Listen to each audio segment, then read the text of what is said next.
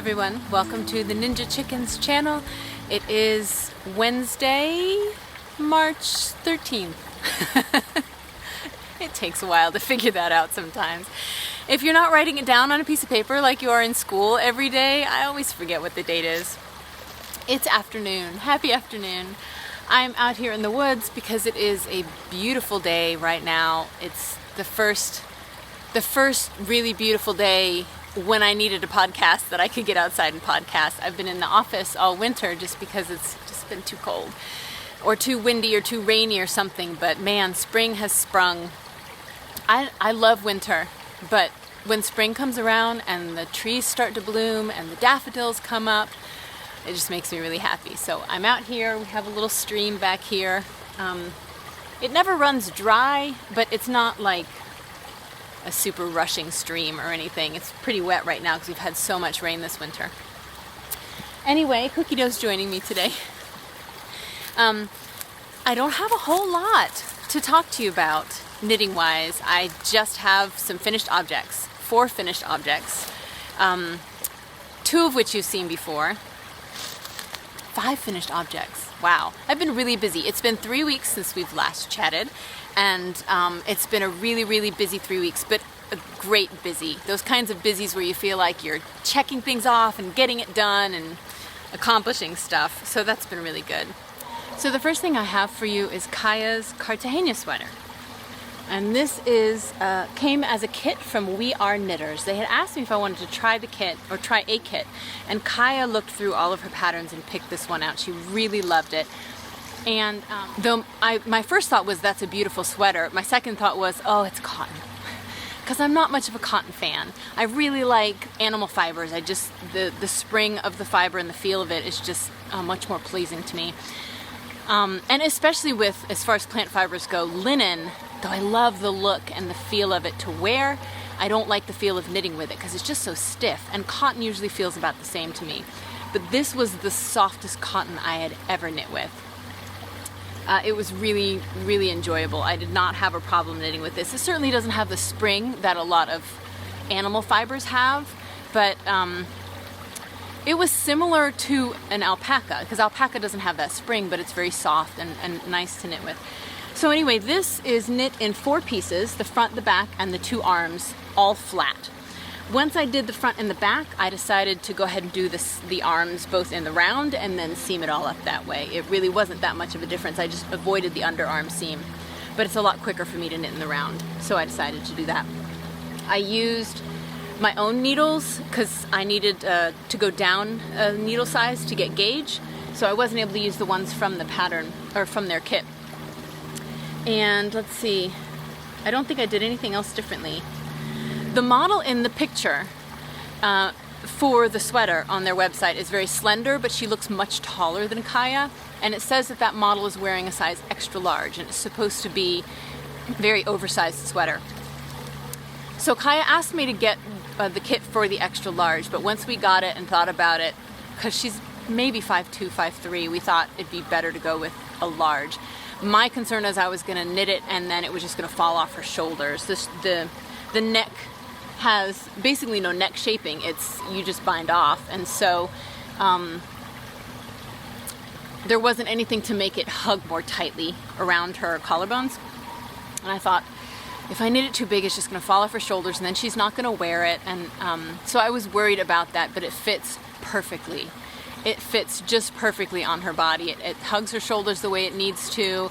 It drapes the way it needs to. It's awesome. So that made me feel really good because she's not a huge knitwear fan, and so that she would take this and wear it all the time makes me feel really good. So I enjoyed the kit. I've never knit from a kit before because usually I just pick out the pattern and find the yarn for it, but I liked that their patterns were concise but simple. I do think that a beginning knitter could follow the pattern and make a sweater, which is a big deal because a lot of times people who are just starting are super intimidated, or even maybe not just starting but have been knitting for many years, are intimidated by the idea of creating something as big as a sweater. This was really simple to do. And price-wise, I also felt like it was fair. If I were to have bought this pattern and then bought the yarn for it, just depending on the yarn you get, I could have easily spent as much as the whole kit. So if you're a beginning knitter and are interested in a kit that kind of walks you through making a sweater, or you want a gift for a knitting friend, or you're an advanced knitter and you just want to try out a kit, I really enjoyed it. I thought it was a lot of fun. So thank you for sending this to me. Now Kaya can have her sweater back. The next thing I have for you is the blanket that I showed you that I'd started last time.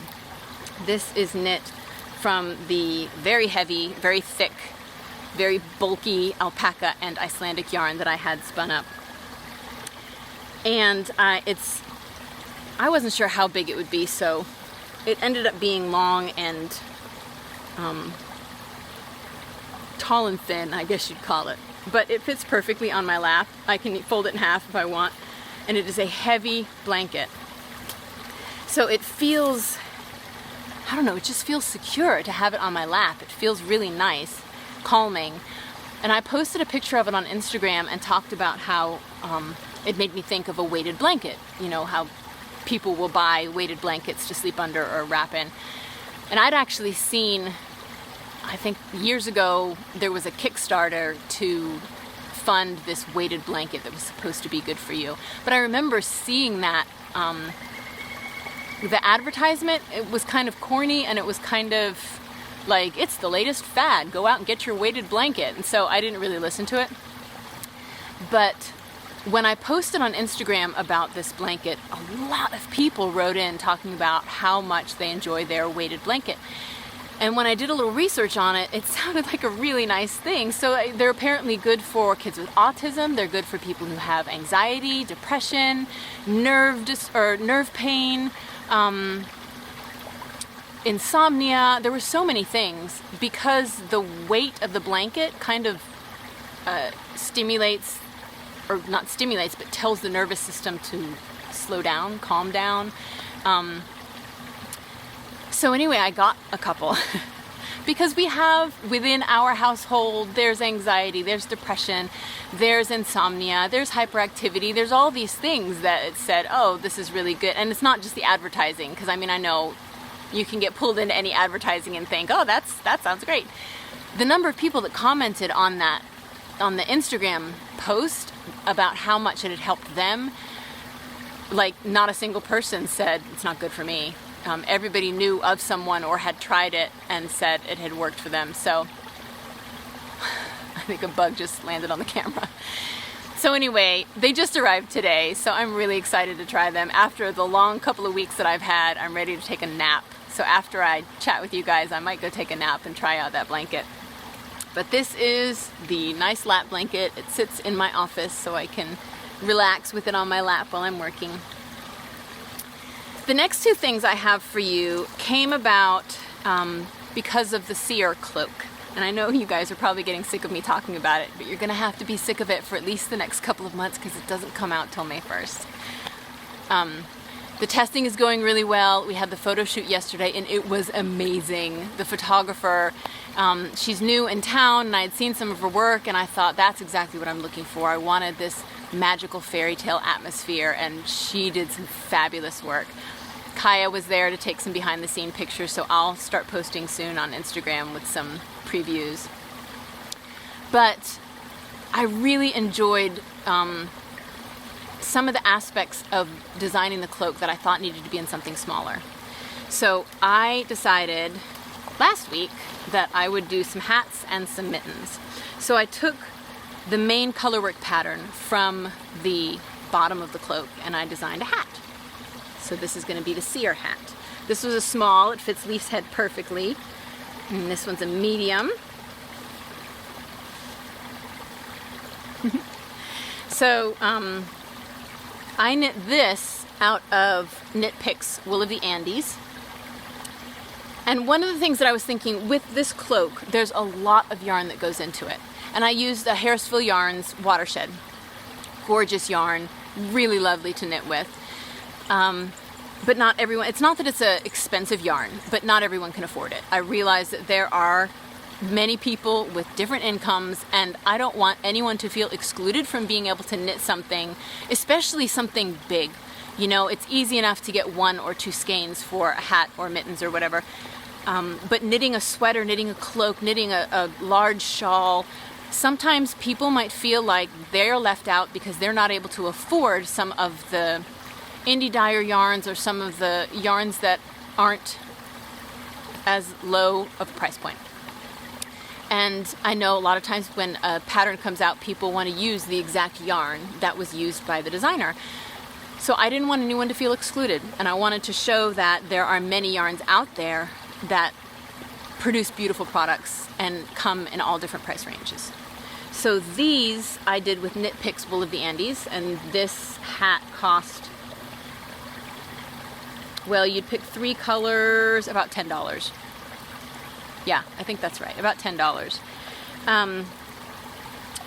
So these are going to be available with the seer cloak. And I also took the cable design and made some mittens. And the cable and the Latvian braid. I know it's the same yarn that I'm wearing. I like this color. So here's the mitten, and this is the cable that runs down the front of the cloak. It's just simple on the palm side, and then the cable running up the back. And I love it. And this, obviously, is knit out of Let Lopi, and it's another one that is a lower price point yarn, and so you would get 1 pair of mittens out of about 60 to 70 grams of yarn. So since they come in 50-gram balls, basically two balls of yarn, less than $10. So I want to know that everybody feels like they can get the product that they want and have access to the yarns that will provide that product. So that's why I decided to do these in 2 different types of yarn, so you have a wide range of different varieties of yarn that all make a beautiful product. So these are all going to be out on the same date. They'll all be out May 1st. I'm going to have them available as a set as well as individually. I did want to show you 2 things that I got over the last couple of weeks. I forgot to show you these actually last time. I got these from an Etsy company called Mayday Labels, and I'll put that down below. And they are simply little cloth labels that I can put on any of the garments that I knit. What triggered me to get these was that I wanted something on Steve's, and I didn't put the label on the back of his sweater. I didn't know how he'd feel about that, if it would bother him. I put it kind of on the inside bottom of his sweater, but that way it's got a little label. But I can't tell you how many sweaters I have that really aren't obvious what's the front and the back, and I always put them on backwards. So I thought this is a really cute idea. It was, you know, really simple to send my photo and tell her what size I wanted. And now I have a bunch of them. I have a little bag full for any garments that I knit, especially gift knitting, to put those in there. So I wanted to show those to you. The other thing I got is something that you may remember from a couple episodes ago. This is the Tea for Two sock and tea club that Fiber Nymph Dye Works asked me to create a tea for. So I had created what we called Fairy's Dance, and this is the tea.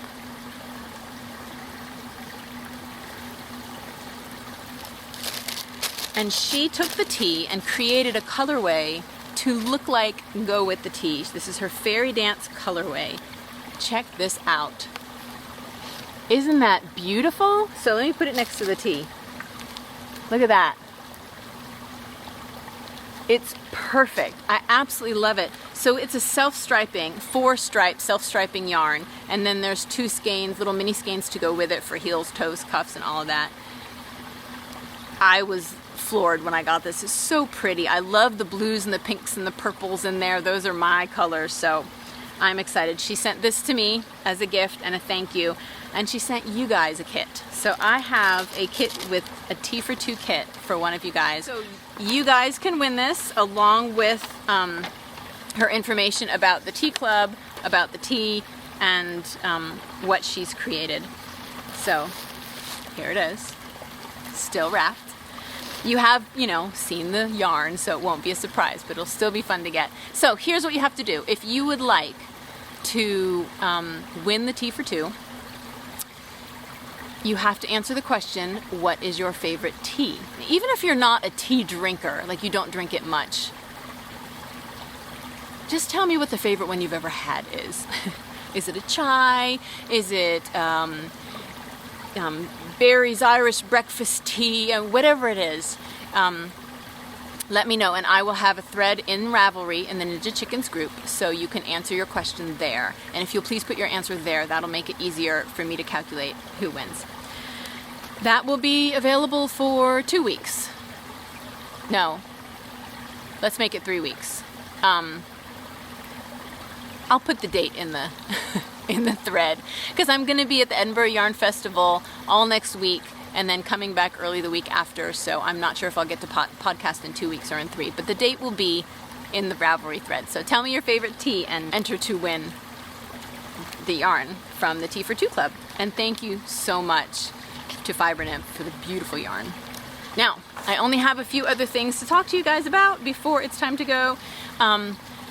The first thing is that one of the things I have been doing this past week that has kept me so busy is inoculating mushroom logs with over 400 plugs of mushroom spawn.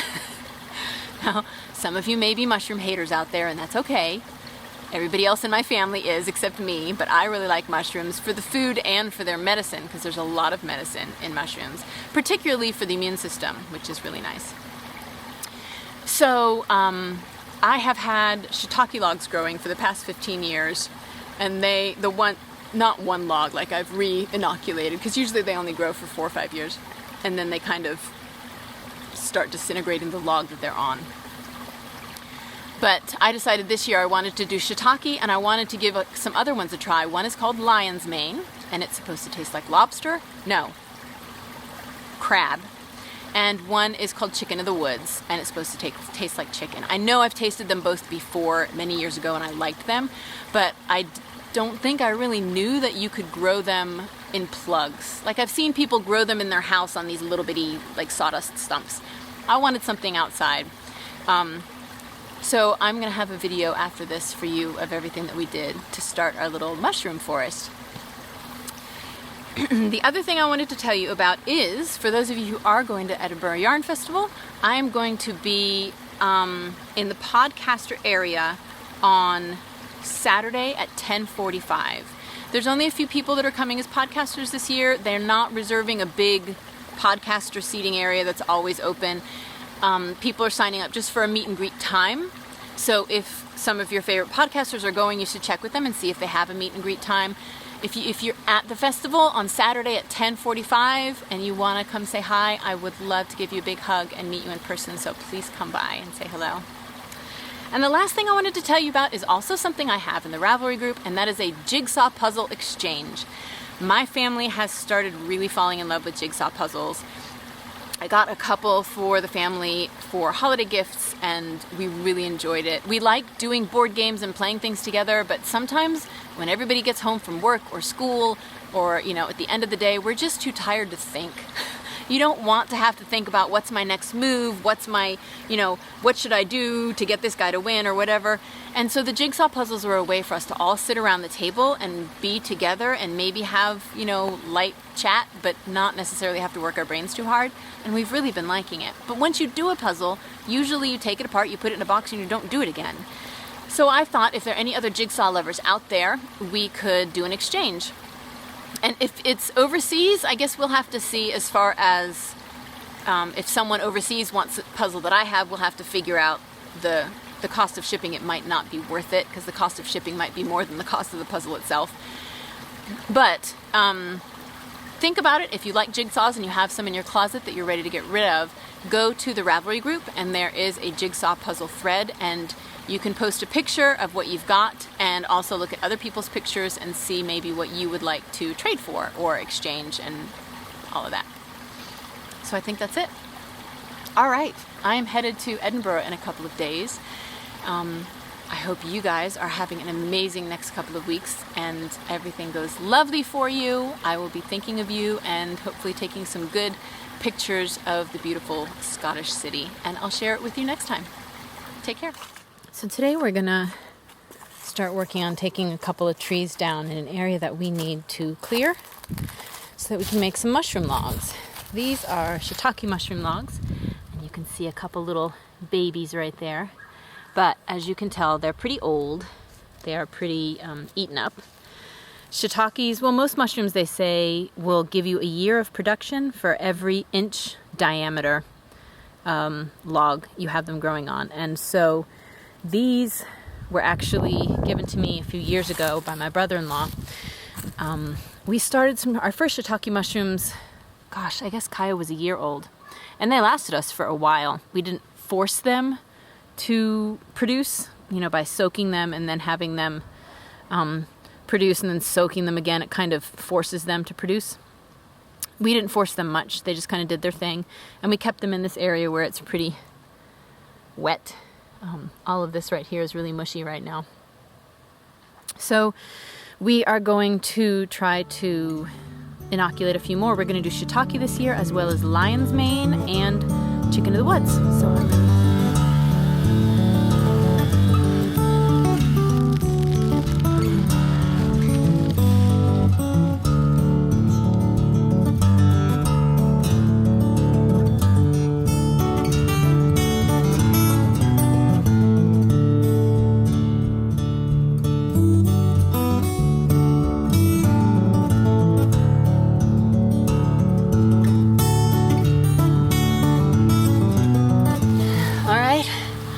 So I'm going to get started inoculating these logs. These all came from a wild cherry tree that we needed to take down. It was leaning over part of our stream bed and starting to fall from the bank where our pond is. And if it fell on its own, it would probably have taken a big chunk of the bank with it. So we decided to take it down. So oak is one of the hardwoods that seems to be good for all the mushrooms that you might want to grow, but we didn't have an oak that either has just come down or we wanted to take down. So we decided to go with wild cherry. From what I've read, it seems to work fine, so we're just giving it a try. What I've got here are the spawn. This is the chicken of the woods, and I can show you what it looks like. It's just like little wooden dowels. In fact, that's basically what it is. It's in a wood substrate that helps it populate the logs. This is shiitake. You can tell that's already started trying to grow. All that white mycelium. Mycelium. And then this is lion's mane. Lion's mane is supposed to taste like crab. Chicken in the woods is supposed to taste like chicken, and shiitake kind of has a smoky flavor to it, I think. So I got these from Asheville Fungi, and they have all different types of spores in the dowel form as well as in other forms that you can use. And it's actually pretty simple to do. Some mushrooms can take 3 or 4 years to start growing. I know with the lion's mane and the chicken of the woods, they say a couple of years before you might see your first harvest. So it's not, it's kind of like planting a fruit tree. It's going to be a few years before you get fruit. The shiitake grow a little faster, but if you don't start them at some point, you'll never have them. So I figure we'd get going.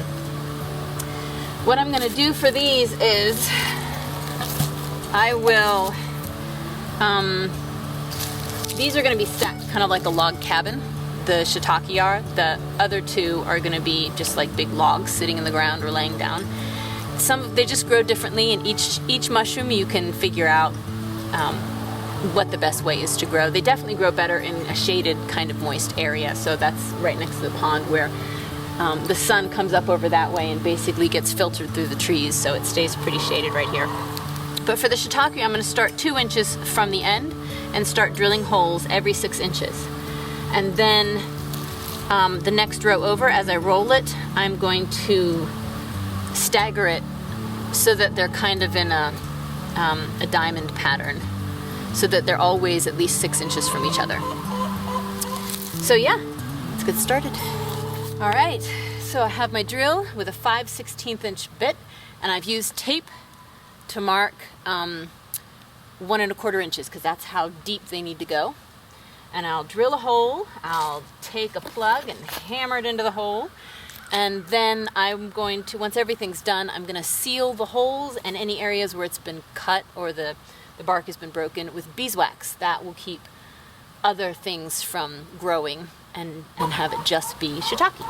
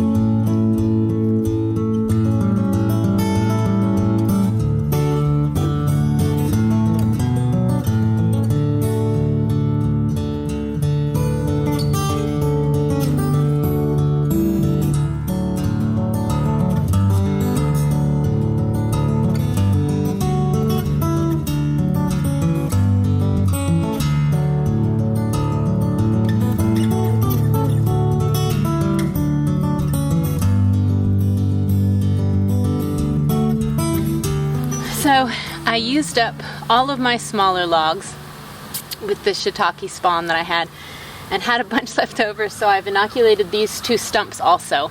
And once you've put the dowels, the shiitake plugs in them, there's one here, you want to cover it with beeswax or paraffin wax, some kind of wax, any spots that allow openings into the tree can also get other spores and other bugs and bacteria and stuff. So you want to make sure that what you're growing is just shiitake. So you cover it with beeswax. So I took a chunk of beeswax and put it in this pot and then put it in some water, a double boiler, so I can melt it down. This is an old pot that I used for candle making, so it won't get wax on everything else. And then I'm just going to use an old paintbrush and paint on the beeswax wherever there are openings, wherever I've put in the shiitake, as well as on top.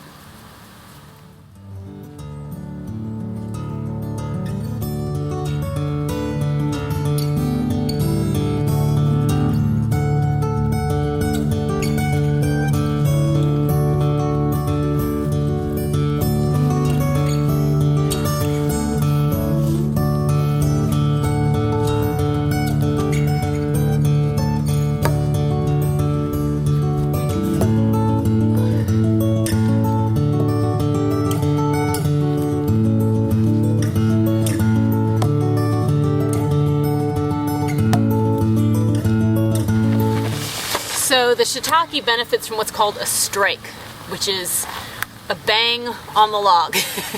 They recommend hitting the end with a baseball bat, but we just take it and jam it into the ground for a sec. For some reason, it's supposed to help the mushrooms start growing.